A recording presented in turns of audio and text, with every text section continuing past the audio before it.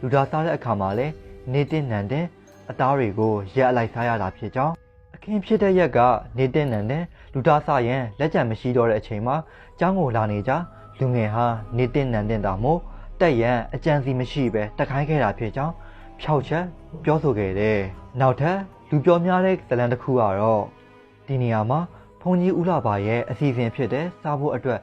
လူသေးအသားတွေကိုသူ့ရဲ့တပည့်မောင်ငယ်ကတင်ကြိုင်မှာလူသားရှာဖွေပေးရပါတယ်။အစပိုင်းကတော့တင်ကြိုင်မှာတူရရှိပါတယ်။နောက်ပိုင်းတင်ကြိုင်မှာတူရတာအဆင်မပြေတော့ဘုန်းကြီးကျောင်းဝင်းထဲကိုလာတဲ့သူကိုဓာနဲ့ခုတ်ပြီးအသားကိုယူက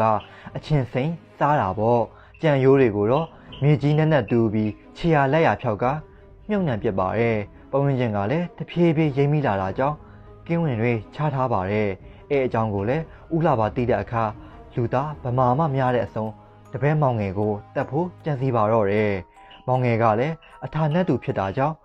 ကိုတော့အတိမခံနိုင်ဘူးဆိုပြီးရဲစခန်းကိုတွားပြီးဥလာပါရဲ့အကြောင်းကိုဖွင့်ချတိုင်လိုက်ပါတော့တယ်။နောက်နေ့မှာပဲဥလာပါကိုရဲတွေဝယ်ဖမ်းပါတော့တယ်။လူသားစားပြီးတမလာတဲ့အတွက်မနှမ်းရုံးကန်နေတဲ့ကြားခက်ခက်ခဲခဲဖမ်းယူခဲ့ရပါတယ်။နောက်မှုတွေတစ်ခုကတော့နောက်တော့အစိုးရထောင်လှမ်းရေးတွေကရိမ့်မိပြီးကင်းဝင်လေးချထားကရိမ့်မိလို့ဆိုပြီးဥလာပါကလူတစ်ပည့်ကိုပြန်တက်စားဖို့ကြံစီပါတော့တယ်။လူတစ်ပည့်ကသူ့ကိုမတက်ခင်ရဲစခန်းမှာထက်ချက်ပေးလိုက်တဲ့အခါဝန်ဖမ်းတယ်လို့ဆိုကြတယ်။နောက်တော့မောင်ငယ်လည်းထောင်ကြဥလာပါကိုလည်းတည်တံပေးရဲလို့ဆိုကြတယ်။နိုင်ငံရေးအရှုပ်ရှင်းထဲမှာလွတ်သွားတယ်လို့လည်းတချို့ကဆိုကြတယ်။ဥလာပါရဲ့ရှေ့နေကရခင်55ပါးလန်ကဒနုဖြူဦးစိုးမြင့်ပါအဲ့ဒါလေသူ့ဘာသာပေးတင်တွက်ပြီးနင်းနန်တင်ရွငှခဲ့တာပါဦးစိုးမြင့်ကိုငါဘယ်တော့မှတည်တယ်မကြဘူးခဏထောင်ကြပြီးလွတ်မှမင်းရဲရဲတင်တာလိုက်ဆိုပြီးပြောခဲ့သေးတယ်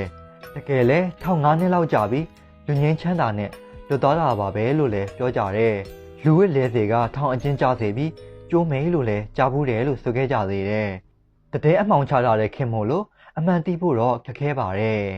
ဒါဆိုပရိသတ်ကြီးတို့လူသားစားတဲ့ဘုံကြီးဓမ္မမဟုတ်လူသားစားဥလာပါအကြောင်းကိုပရိသတ်တွေသိသွားပြီလို့ထင်ပါတယ်ဒါဆိုစိတ်ဝင်စားစရာဗီဒီယိုနဲ့အတူနောက်ဗီဒီယိုမှာကျွန်တော်နဲ့အတူပြန်လည်ဆုံတွေ့ကြရအောင်ပါ